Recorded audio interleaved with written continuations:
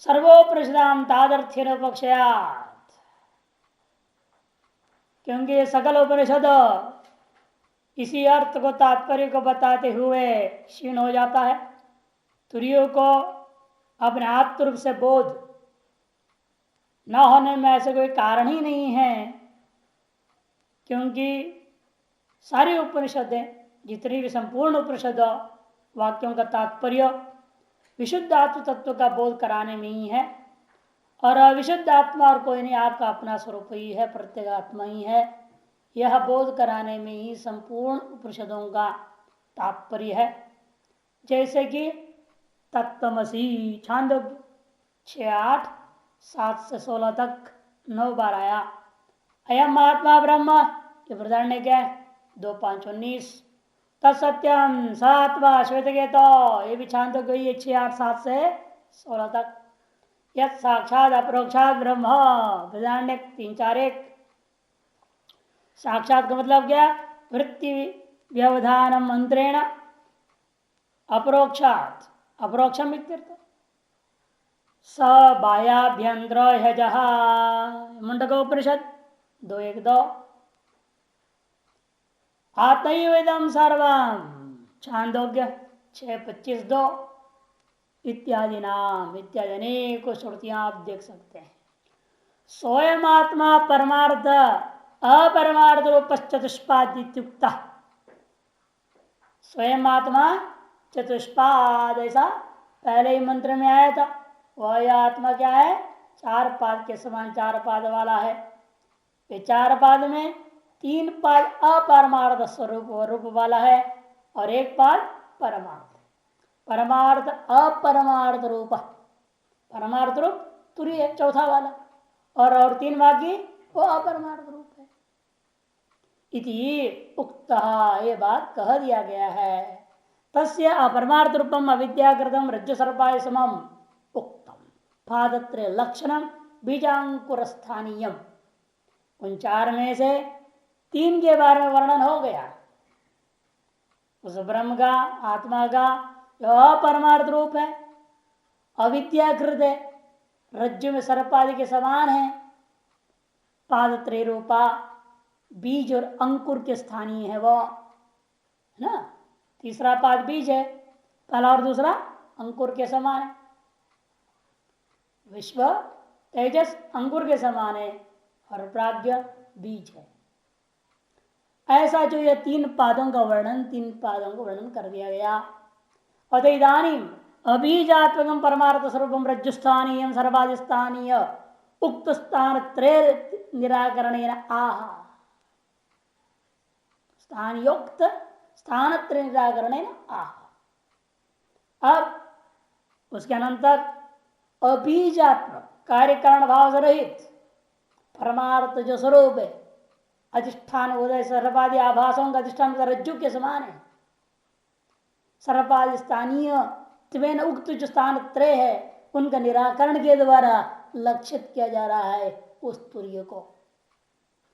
नान्त प्रज्ञम न बहिष्प्रज्ञम नोभयत प्रज्ञम न प्रज्ञान गणम न प्रज्ञम न प्रज्ञम अदृष्टम अव्यवहार्यम अग्राह्यम अलक्षणम अचिंत्यम उपदेश्यम अव्यपदेश्यम एकात्म प्रत्यसारम प्रपंचोपशमम शांतम शिवम अद्वैतम चतुर्थम मन्यन्ते स आत्मा सविज्ञेय। नान्त प्रज्ञा, स्वप्न अभिमानी नहीं है स्वरूप से। यह आत्मा अंत प्रज्ञ नहीं है। अंत प्रज्ञ का अर्थ कौन कौन लिया था? अंत प्रज्ञ जो भीतर के विषयों को प्रकाशन करने वाला तेजस, और वहां समष्टि में हिरण्यगर्भ। वो आत्मा न तेजस है न हिरण्यगर्भ है। न बहिष्प्रज्ञान, बाहर के विषयों को प्रकाशित कर लेने वाला कौन था? व्यष्टि में विश्व और समष्टि में विराट, ये दोनों ही वो आत्मा ने। न बहिष्प्रज्ञान, विराट और विश्व से भी भिन्न है। अर्थात विराट विश्व वो नहीं है, ऐसे समझो। उनका अभिमानी चैतन्य तो वही है। नो वैद प्रज्ञम न प्रज्ञान घनम, नो वैद प्रज्ञम, उभयत प्रज्ञ वाला भी वो नहीं है। न बहिष्प्रज्ञ न अंत प्रज्ञ, मध्य प्रज्ञ। बहिष्प्रज्ञ भी नहीं, अंतप्रज्ञ भी नहीं, ऐसी एक अवस्था है मध्य प्रज्ञ अवस्था। कौन है वो? मूर्छादि अवस्था है। मूर्छादि अवस्था में वह न बहिष्प्रज्ञ न अंत प्रज्ञ न सोया है, वो सोया भी नहीं है ना, सोया तो फिर सुषुप्ति हो जाएगा, सोया भी नहीं, मूर्छित है वो, संज्ञा अलग कर दिया, मूर्छित है। 10 रुपया पड़ा, हमें सोया थोड़ी है वो, नींद नहीं आई है उसको, नशा में है केवल। तो ऐसे लोगों को उभयत प्रज्ञम, वो भी नहीं है आत्मा।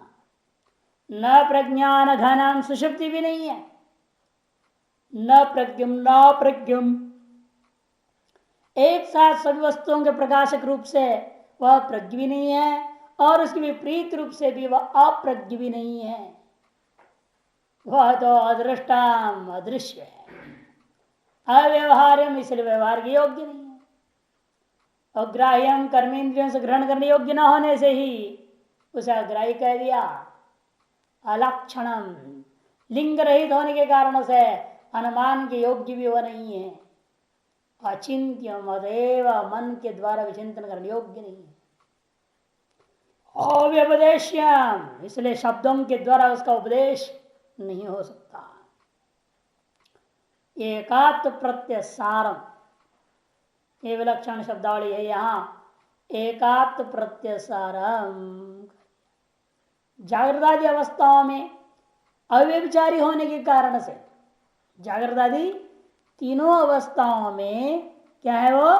अव्यभिचारी होने के कारण उसे एकात्म प्रत्यसार कहते हैं।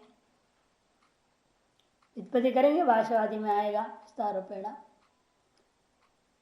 और अतएव वह प्रपंचोपशम, जब इस प्रकार का तो वह प्रपंच कहाँ रह जाएगा? प्रपंच को उपशम रूप है। शांतम, शिवम कल्याण रूपम और अद्वैत रूपम अद्वैतम भवति, ऐसे आत्मा के विषय में चतुर्थम मन्यन्ते, उस आत्मा के तुरीय स्वरूप में के विषय में तत्ववेत्ता लोग मानते हैं। अतः वही आत्मा है, वही विशेष रूप से जानने योग्य है। सविज्ञेय भाष्यम नाथ ब्रह्म इत्यादि मंत्र का प्रतीक ले लिया, लेकिन व्याख्या भी नहीं करेंगे, बीच में शास्त्रार्थ बहुत है, उसके बाद मंत्र का व्याख्यान भाष्य करेंगे। आत्म चतुष्पातम प्रतिज्ञा पादत्रय कथन नहीं चतुर्थ से अंत प्रज्ञादिभ्यो अन्यत्व सिद्ध है, नान्त प्रतिषेधो अनर्थक। पूर्व पक्ष कहता है आत्मा के चौथा पाद के बारे में प्रतिज्ञा करके आप मंत्र में बोल क्या रहे हो? पादत्रय का निषेध कर रहे हो। इसका मतलब पादत्रय से विलक्षण है वो। यह बात आप निषेध मुख से कहने की क्या जरूरत है? पूर्व पक्ष कहना है पादत्रय कथन ही नहीं हुआ, पादत्रय के कथन के द्वारा चतुर्थ का अंत प्रज्ञा अन्यत्व सिद्ध, वो अंत प्रज्ञा से भिन्न श्रुति सिद्ध हो गया। नियम है हमारे पास 4 चीज है, एक ही का 4 भाग है मेरे पास कह दिया, और उसमें से 3 का वर्णन कर दिया, तो अपने आप चौथा समझ में आ जाएगी क्या चीज है वो। जैसे 1 रुपया है आपने कहा, उसमें से आपने 12 आना दिखा दिया, हम ही समझेंगे ना, बाकी 4 आना आपके जेब में है, तो बताना पड़ेगा क्या हो भाई मेरे जेब में जो चीज है वो जो पहला दिखा है 4 आना नहीं है, जो दूसरा दिखा है ये 4 आना नहीं है, जो तीसरा दिखा है ये भी 4 आना नहीं है, इन तीनों से अलग है मेरा जेब में, कहने क्या जरूरत है? आपने 3 बता दिए, पहला 4 आना है, दूसरी 4 आना है, तीसरी 4 आना है, ऐसे कहते 1 रुपया में जो बचा कौन सा वो तुम्हारे जेब में, वो तो चौथा 4 आना है ये अंदर में, कहने क्या जरूरत है उसको? वो निषेध मुख से करो, पहले 3 का निषेध द्वारा चौथे का आप निर्देश कर रहे हो, वह व्यर्थ है। पूर्व पक्ष का कहना है ऐसा निर्देश करना व्यर्थ है। अंत प्रज्ञा से अन्यत्व तो स्वतः सिद्ध हो गया, अतः नान्त ब्रह्म इत्यादि प्रतिषेधो अनर्थक इति चेत न, ऐसा मत कहो।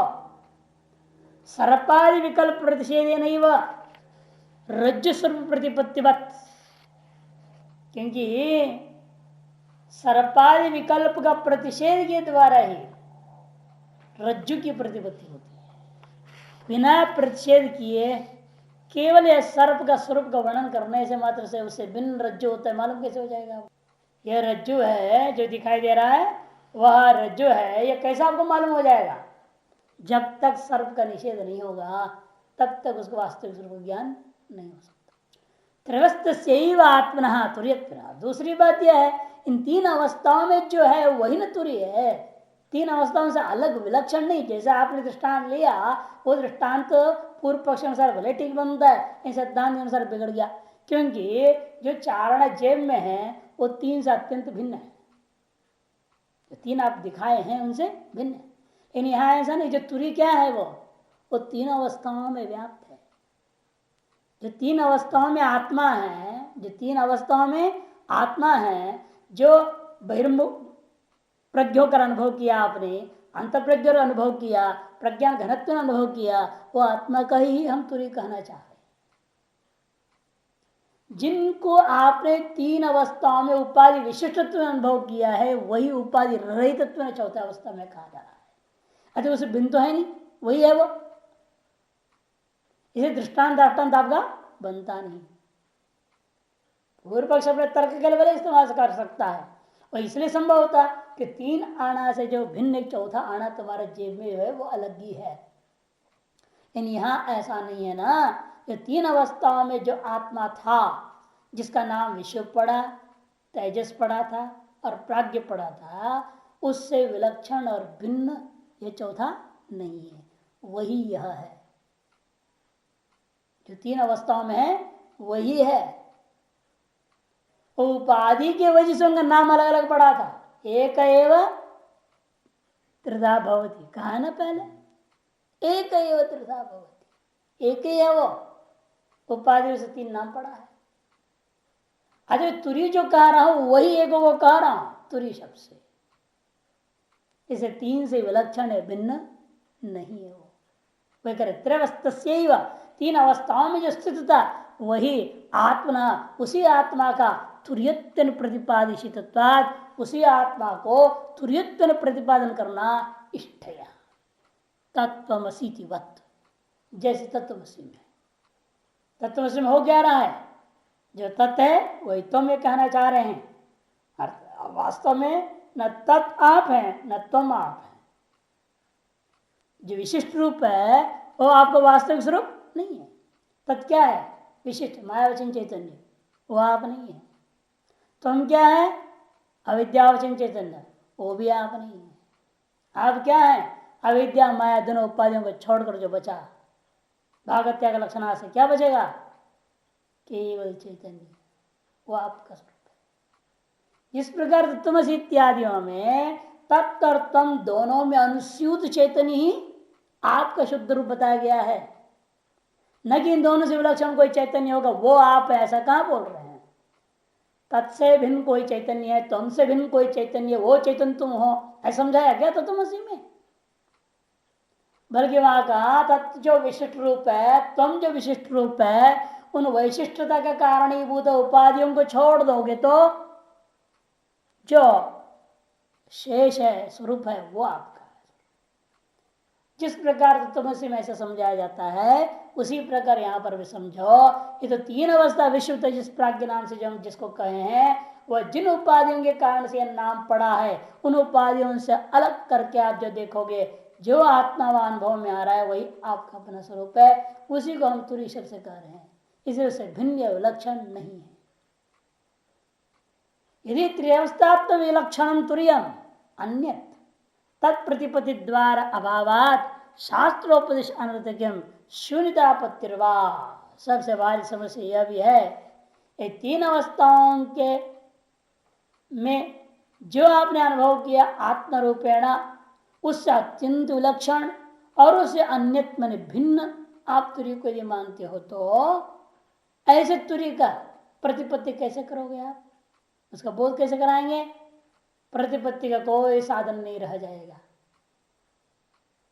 जो हम अपने आप को जागृत में अनुभव कर रहे हैं, जो हम अपने आप को स्वप्न में अनुभव करते हैं, और जो अपने आप को आप सुषुप्ति में अनुभव कर रहे हैं, तीनों का एकत्वेन अनुसंधान करते हुए यो हम अस्वापसम स्वहम जागरमी, ये तो कहा ना, जो वह मैं सोया था वही मैं अब जगा हूं, जो मैं अब जगा हूं वही थोड़ा लेट कर स्वप्न देखा, फिर स्वप्न से मैं ही सुषुप्ति में गया, सुषुप्ति वापस स्वप्न में आया, या सीधा जागृत में मैं ही आ रहा हूं। एदार्श अनुसंधान से को आप तिरस्कार करते हुए, है ना, एदार्श अनुसार सिद्ध क्या हो रहा है, एक ही मैं तीन अवस्थाओं में, तीन अलग आत्मा नहीं हूं। फिर भी उस अनुभूति को तिरस्कार करके आप कहते हो इन तीन अवस्थाओं में जो रहने वाला तीन अलग अलग हैं, और उन तीनों अलग अलग जो आत्मा है उनसे विलक्षण चौथा आत्मा है, और उन तीनों से भिन्न है, यदि ऐसा करने लग जाओगे, उस चौथे का बोध कौन कराएगा? किसको बोध होगा? वो आपको तो होगा नहीं, क्योंकि आप आपसे अलग है वो बिल्कुल। बल्कि आप में भी तीन भाग कर दिए इन्होंने। कदे आप जो जागृत में हो उससे भिन्न आप हैं जो स्वप्न में है, जो स्वप्न में आप है उससे भिन्न है आप जो सुषुप्ति में है। तीनों का कोई लेन देन नहीं, आप भिन्न भिन्न आत्माएं हैं, उससे विलक्षण एकदम भिन्न आत्मा चौथी है कहोगे, उसको बोध ही कौन कराएगा? और ये अनुसंधान भी कैसे हो सकता है? जो मैं सोया था वही मैं जगा हूं, ये अनुसंधान कैसे हुआ? प्रतिविज्ञा हो रही ना, एक ही में तो प्रतिविज्ञा होगी, दो भिन्न हो गए तो प्रतिविज्ञा कहां से होगा? दूसरा सोया और आप जगे, ऐसा तो होता नहीं। यदि दूसरा सोया था और आप जग जाएं, आप ये थोड़ी कहेंगे मैं जो सोया था मैं ही जग गया। आप ये कहना चाहिए वो सोया और मैं जगा, ऐसा तो बोलता नहीं कोई। अभी थोड़ी कहते विश्व नाम का जो था वो सो गया और अब जो है प्राज्ञ में पहुंच गया था, और अब प्राज्ञ फिर अलग हो गया, फिर मैं वापस विश्व जग गया, ऐसा कोई नहीं कहता। अनुसंधान है, वहां प्रतिविज्ञा हो रही है। इसीलिए यदि आप कहोगे इन तीनों से भिन्न और विलक्षण आत्मा चौथा है, उसको बोध कौन करेगा? उसका अनुसंधान कौन करेगा? वही मैं हूं, वो तुरी ही मैं हूं, कैसे जानेगा कोई? है कि नहीं? तुरी यदि आपसे बिल्कुल अलग है उसको जानेंगे कैसे हम? हृदय इंद्रियों से जाना पड़े घटपट के समान। आप जो विषय तो इस प्राज्ञ से विलक्षण और भिन्न कौन है? घट आदि, उसको आप इंद्रियों से जानते हैं। इसी तरह से वो तुरीय जो आत्मा भी विशुद्ध इस प्राज्ञ रूप आपसे अत्यंत विलक्षण और भिन्न दी है घटवत, फिर तो इंद्रियों से जानना पड़ेगा उसको। तो इंद्रियों का विषय तो ज्ञेय होगा, क्षेत्र का जड़ हो जाएगा वो। अच्छा, प्रतिपत्ति का वास्तव में द्वार ही नहीं, ये कहना पड़ेगा। प्रतिपत्ति माने वो ऐसी तुरी वस्तु का ज्ञान का कोई साधन ही नहीं रह जाएगा, शास्त्र का उपदेश भी व्यर्थ हो जाएगा। और तीसरा दोष है शून्यतापत्तिर्वा, तो शून्य सिद्धांत खड़ा हो जाएगा, कुछ नहीं है कहना पड़ जाएगा। ठीक है, प्रातिभाषिक वैलक्षण्य भी विशिष्टोपलक्ष्यो लक्ष्य और आत्यंतिक वैलक्षण्य भावात, प्रातिभाषिक का विलक्षणता होने पर भी एक ही पुरुष कुंडल दंडादि विशेषण को लेकर कुंडली और दंडी इत्यादि जैसी विलक्षणता देखी गई है, वह प्रातिभाषिक विलक्षणता है। यावत काल पर्यंत कुंडल पहना हुआ है तावत काल पर्यंत उसको कुंडली कहा जाएगा, और यावत काल पर्यंत दंड पकड़ा हुआ है तावत काल पर्यंत उसको दंडी कहेंगे ना। जब भोजन बना रहा है तो उसका नाम पाचक है, जब खेती काट रहा है तो उसका नाम लावक है ना। जब पुजारी पूजा कर रहा है उसका नाम पुजारी, अलग नाम पड़ गया। लेकिन वो नाम जो पड़ रहा है वो नैमित्तिक है ना, क्रिया रूपी निमित्त को लेकर के है। इसी प्रकार अवस्था रूपी निमित्त को लेकर के विशुद्ध इस प्रकार नाम है। निमित्त के कारण से प्रतीत होने वाला होता है वो प्रातिभाषिक होता है, टेम्पोररी है ना, वो प्रातिभाषिक है। मैंने अविद्यादि दोष के निमित्त के कारण से आपको दिखाई दे रहा है सर्प रज्जु में, तो उसको क्या कहोगे आप? प्रातिभाषिक। उसी प्रकार से वास्तव में जागृत भी प्रातिभाषिक ही अविद्या के कारण से दिखाई दे रही है आपको। ये सब कुछ प्रातिभाषिक ही है। तो प्रातिभाषिक के वैलक्षण्य भी विशिष्टोपलक्ष्य और आत्यंत विलक्षण भावात। किंतु यहाँ जो हमारा तत्वमसि इत्यादि में जिस प्रकार उस प्रकार से इन तीन अवस्थाओं में विद्यमान चैतन्य की अपेक्षा से जो चौथा वाला है तुरीय है वह विलक्षण नहीं है। विशिष्ट और उपलक्ष्य इन दोनों में वास्तव में कोई भेद ही नहीं, विलक्षणता नहीं है। न तात्विकम तो विलक्षण्यम अस्ति न तात्विकम तुरीय विशिष्टादन्यत्वम। इसे तुरीय का विशिष्टों से तात्विक भेद नहीं है, न तात्विक विलक्षणता है न तात्विक भेद है।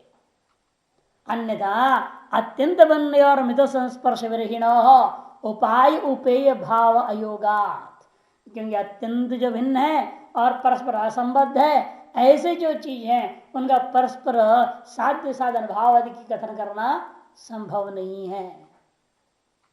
तुरीय प्रतिपत्ति विशिष्ट से द्वार, इसलिए तुरीय की प्रतिपत्ति में यह जो विशिष्ट विशिष्ट जिस प्राज्ञ इसको यदि आप द्वार नहीं मानते हो, अन्य से तत्प्रतिपत्ति द्वार से दर्शनात् और अन्य कोई चीज उस तुरीय को जानने का ज्ञान करने का अनुभव करने का साधन न होने से तुरीय प्रतिपत्ति तुरीय की प्रतिपत्ति नहीं होगी ऐसा माननी पड़ेगी। जब तुरीय की प्रतिपत्ति नहीं होगी तो शास्त्र की व्यर्थता और शून्यवाद दोनों दोष आ जाएगा। क्योंकि विशिष्ट के द्वारा हम तुरीय को ग्रहण करेंगे ऐसा मानने का लाभ कैसा हो, क्या हो जाता है कि विशिष्टों में जो विशेषणांश है, विशिष्टों में जो विशेषणांश है उसको त्याग करके विशेषांश मात्र ग्रहण करना ही तुरीय को ग्रहण करना। तो बस यही तो किया, विशेषणांश जो माया और विद्या है अंतकरण आदि हैं उनको आपने त्याग दिया, तो विशेषांश क्या था वही तुरीय है केवल चैतन्य। यदि पूर्व पक्षी कहता है विशिष्ट का ही प्रतिपत्ति होता है तुरीय का तो प्रतिपत्ति होता ही नहीं है, और जो अनुभूत हो रहा है विश्वादि विशिष्ट उसको प्रत्युदस्तत्वाद और उसके यदि हम खंडन कर देते हैं उसको त्याग देते हैं फिर तो अन्य से प्रतिपन्नत्वाद अन्य कोई तुरीय नाम की अनुभूति में नहीं आने से लोग कह सकते हैं निरात्मधीरेव आपद्येत शून्यवाद खड़ा हो सकता है। इसीलिए आपको मानना ही पड़ेगा ये तीन अवस्था में जो चैतन्य आपका अनुभव में आया उपाधि विशिष्ट का नाम विशुद्ध जिस प्राज्ञ हुआ है वही चीज तुरीय है, न इसे इन तीनों से विलक्षण है न इन तीनों से भिन्न है। किंतु यह तीन जो कहा जा रहा है वही वह एक है। तीन क्यों कहा गया, उपाधि की वजह से कह दिया गया है। वास्तव में वही आपका अपना स्वरूप है और वो एक है। रज्जु सर्पादि विकल्प माना स्थान त्रय भी आत्मा एक अंत प्रज्ञादित्व विकल्प्यते, स्पष्ट कर दिया। इस रज्जु को ही आप क्या करते हैं सर्प विभिन्न प्रकार विकल्पनाओं को लेकर के भयभीत आदि हो जाते हो। उसी प्रकार इव ठीक उसी प्रकार से स्थान त्रय भी आत्मा एक एवं, स्थान त्रय में भी आत्मा एक ही है। अंत प्रज्ञादित्व विकल्प्यते, हाँ वो जो है स्थान त्रय में अंत प्रज्ञादित्व ने विकल्पित किया गया वह आत्मा एक ही है। जब ऐसा सिद्धांत मान लेंगे तदा अंत प्रज्ञादित्व प्रतिषेध विज्ञान प्रमाण समकाल में वह आत्मनि अनर्थ प्रपंच निवृत्ति लक्षण फलम परिसमाप्तम तुरीयादिगम में प्रमाणांतरम साधनांतरम व न मृग्याम कहते हैं। इसलिए अंत प्रज्ञात्वादि का प्रतिषेध विज्ञान प्रमाण के समकाल में प्रतिषेध जब हुआ उस प्रतिषेध विज्ञान प्रतिषेध से जन्य जो विशिष्ट विज्ञान रूपी प्रमाण के समकाल में आत्मा में अनर्थ प्रपंच निवृत्ति, आत्मा में यह जो अनर्थ प्रपंच था उसकी निवृत्ति हो जाती है। निवृत्ति लक्षण फलम परिसमाप्तम, निवृत्ति रूपा जो फल है वह पूर्ण रूपेण प्राप्त हो जाता है।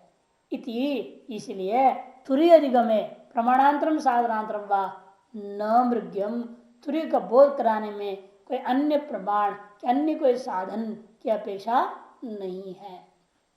स्वतः प्रमाण है, स्वतः प्रकाश है।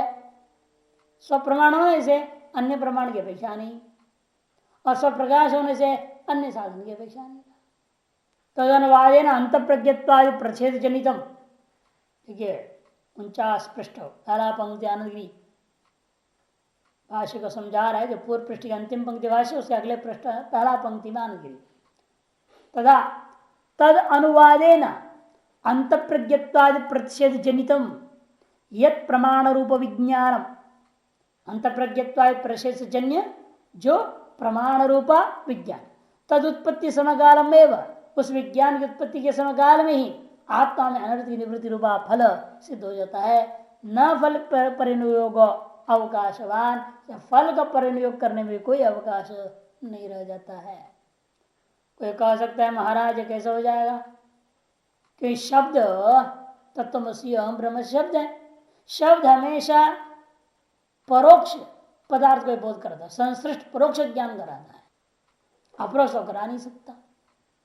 जो आपने राय कह दिया, मान लो युधिष्ठिर नाम एक राजा था, अब अपरोक्ष हो जाएगा युधिष्ठिर। यहाँ पे शब्द से जो जाना जाता है अधिकतर देखा गया अपरोक्ष पदार्थ ही है। संश्लिष्ट परोक्ष ज्ञान है तो शब्द से असंश्लिष्ट अपरोक्ष ज्ञान हेतु योगात, असंश्लिष्ट वस्तु के अपरोक्ष ज्ञान के प्रति कारण हो जाए या नहीं हो सकता।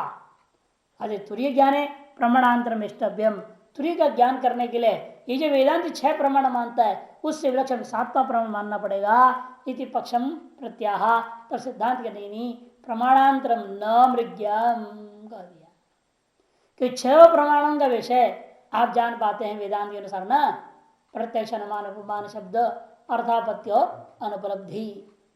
इन जिन 6 प्रमाणों का विषय नहीं बन सकता तुरीय, तो निश्चित रूप में आपको 7वां प्रमाण कल्पना करना पड़ेगा जिसे तुरी को ग्रहण कर सके। ऐसे यदि कोई कहता है तो सिद्धांत कहते नहीं भाई, प्रमाणांतर की कोई अपेक्षा नहीं है, ये श्रुति प्रमाण से हो जाएगा।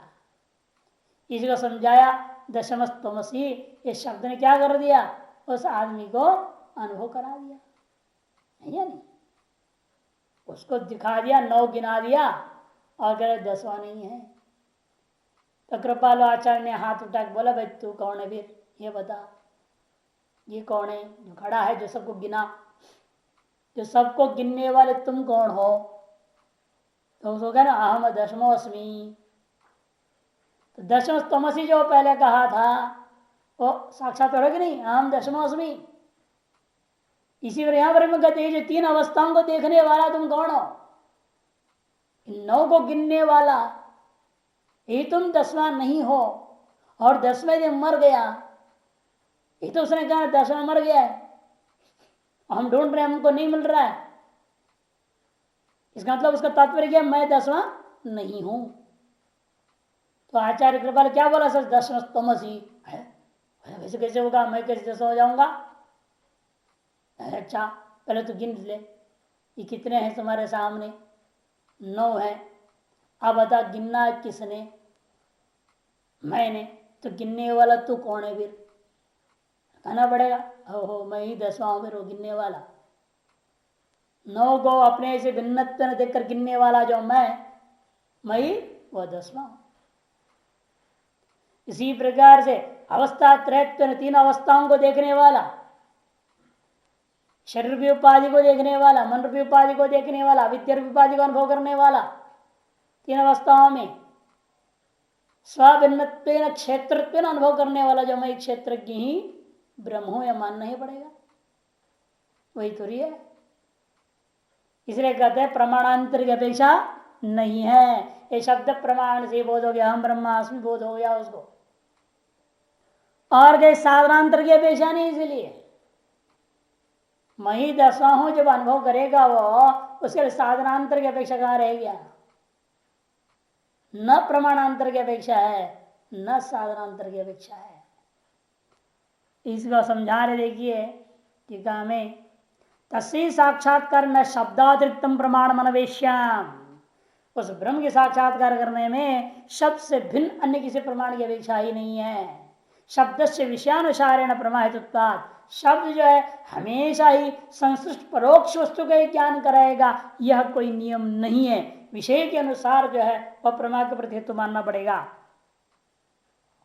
विशेष तुर से असंसृष्ट अप्रोक्षत्व क्योंकि जो विषय है यहाँ उपनिषदों में तंतु अपरिशम पुरुषम वेद कहा ना, उपनिषदों में जो वर्णन किया गया पुरुष है वह कैसा है? असंस्पृष्ट संसृष्ट अप्रोक्ष वस्तु है, परोक्ष नहीं।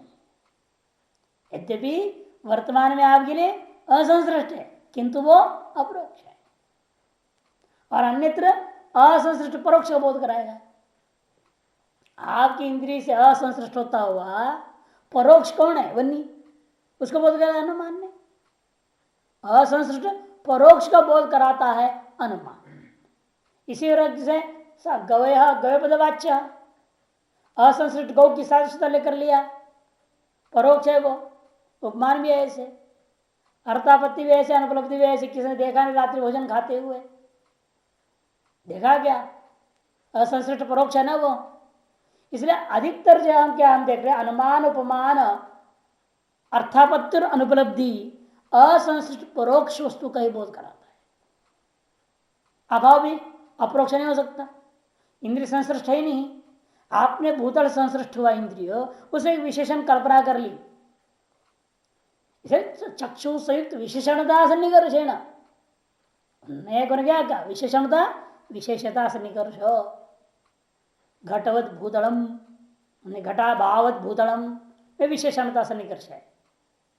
भूतले घटा भाव विशेषता सन्निकर्ष है।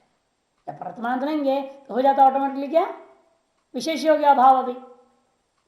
और मतुप्यादि में ले लोगे तो वो विशेषण हो जाता है। तो चक्षु संयुक्त भूतल, उसे विशेषण कौन हो गया? घटाभाव। अर्थात हमारे चक्षु असंसृष्ट है वो, और परोक्ष भी है अभाव, उसको प्रत्यक्ष मान रहे हैं। तो सकल प्रमाणों का विषय प्रत्यक्ष और शब्द को छोड़ करके हमेशा असंसृष्ट परोक्ष विषय का ही बोध करता है। लेकिन शब्द प्रमाण एक ऐसा है हमेशा असंसृष्ट परोक्ष का बोध कराता है, ऐसी बात नहीं। कभी कभी असंसृष्ट परोक्ष का बोध कराता है, कभी कभी असंसृष्ट अपरोक्ष का बोध करा देता है। और प्रत्यक्ष प्रमाण हमेशा संसृष्ट का अपरोक्ष का ही बोध कराता है। तुरीय साक्षात्कारे प्रसंख्यानाख्यम साधनांतरमिष्टमिति पक्षम प्रतिक्षिपति। जो वो लोग प्रसंख्यान नामक एक विशेष विवेक ज्ञान को मानते हैं, सांख्य दर्शन आदि के लोग, वो तुरी का साक्षात्कार पुरुष का साक्षात्कार करने के लिए कहते तार साधनांतर की अपेक्षा नहीं है, इसलिए साधनांतर व न मृग्यम कह दिया। प्रसंख्यान क्या है? प्रत्यावृत्ति प्रसंख्यानम। 3 नंबर टिप्पण। तुरियम तुरियमित्यम अनुसंधानम इत्यावत्। तुरियम तुरियम तुरियम तुरियम तुरियम तुरियम तुरियम करके जपते जाओ जपते जाओ जपते जपते जपते तुरी का साक्षात्कार हो जाएगा। ये प्रसंख्यान है। हम ब्रह्मास्मि हम ब्रह्मास्मि हम ब्रह्मास्मि हम ब्रह्मास्मि करते करते हम ब्रह्मास्मि हो जाएगा ना। भाई सोम करते करते हम ब्रह्मास्मि हो गया तो हम ब्रह्मास्मि करते हम ब्रह्मास्मि नहीं होगा क्या? हो ही जाएगा। हम विष्णु हम विष्णु हम विष्णु बोलो, ऐसे बोलते हैं ना मूर्ख लोग। विष्णवे नमः, हेलो विष्णु अलग है, उसको मैं नमस्कार करता हूँ। अहम विष्णु रश्मि, ऐसा कोई ध्यान नहीं करता। अहंग्रोपासना, उसको कहते हैं अहंग्रोपासना। अहम विष्णु रश्मि। और मूर्ति में प्रतीकोपासना, गुण ध्यान करना, संबोध उपासना। गुण विशिष्ट एक ईश्वर है, उसका चिंतन कर रहे हैं आप, वो भी ठीक नहीं, प्रतीक भी ठीक नहीं, सब भेदनिष्ठ है। अभेद करो, इसलिए अहंग्रोपासना सर्वोत्कृष्ट उपासना बताई गई है उपासनाओं में।